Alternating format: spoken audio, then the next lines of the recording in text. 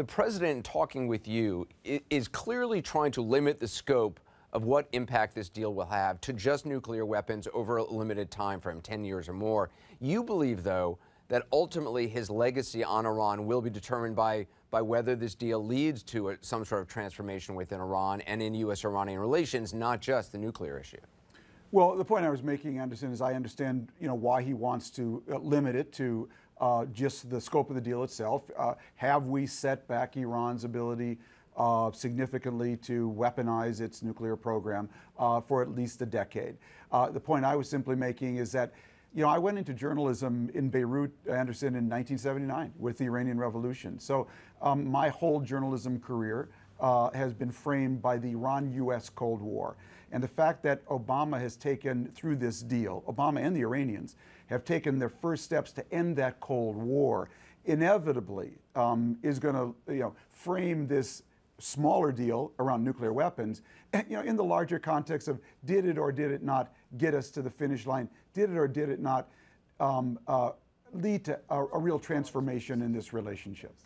It was interesting. You wrote some 2 weeks ago, I think it was, in an article. You said this deal could be as big, if not bigger, an earthquake in the Middle East as the U.S. invasions of Afghanistan and Iraq. Do you really believe that that's the case? I mean, that this could cause more upheaval than, or at least more shockwaves than those wars? Well, the way I think about it, Anderson, is imagine your older brother walked out the door in 1979. And you took his bicycle, I took his stereo, our sister, took his bunk bed. And, since for 36 years, we kind of really enjoyed a kind of unique relationship alone with mom and dad. And then one day in 2015, your brother's back. He says, I want my bicycle, I want my bunk bed, I want my stereo, and I want a piece of mom and dad again. And that's what you've got here, that our allies in the Middle East have really had a kind of monopoly on their relationship with the United States. By the way, for many good reasons. Iran took itself out by its terrible behavior. But the fact is, it's coming back now. And it's coming back at a time, Anderson, when the Arab world is incredibly weak and disorganized. And so they're incredibly worried about their own ability to balance Iran. Israel, I believe, can and will take care of itself. But the Arab world is really becoming, in many areas, a human development disaster area. Yeah. And so the fact that Iran is now back, will have more money, and the ability to project its power obviously has them freaked out. And I mean, that's one of the interesting things. I talked to the Israeli ambassador to the U.S. last night in the program. One of the arguments he makes, and many others make, is, look, there's going to be this huge influx. Set aside the nuclear issue, there's going to be a huge influx of money going to Iran now with the end of sanctions, and that money could be used to foment terrorism around the world by Iran or other bad actions. President Obama, in talking to you, essentially saying, look, you have to deal with that separately from this deal. You can't make that argument in relationship to this deal. We in Israel don't have a 100% alignment of interests here. That is, we want an Iran that cannot produce a nuclear weapon for as long as possible. Israel does too. That's where our interests overwhelmingly overlap.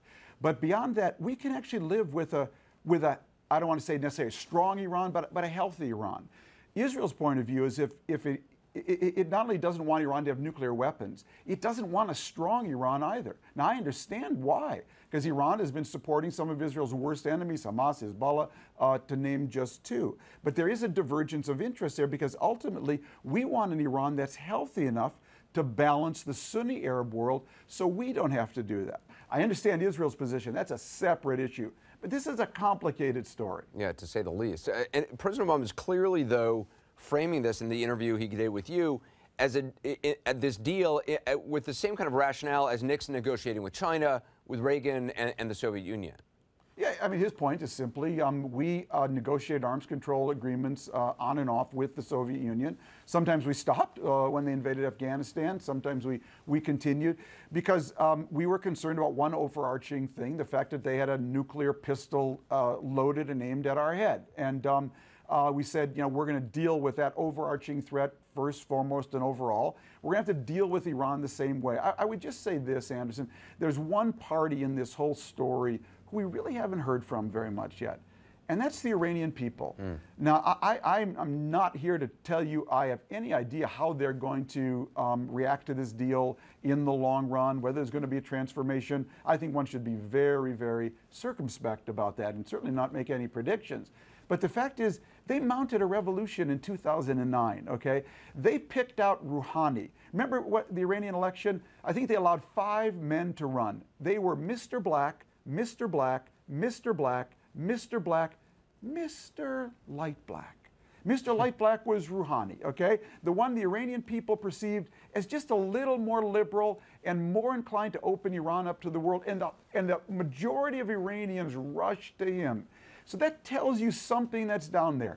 One thing you learn when you go to Iran is the Iranian people, they've had enough Islam crammed down their throat to know they want less of it. And they've had enough democracy to know they want more of it. Interesting. So I'm going to watch that space.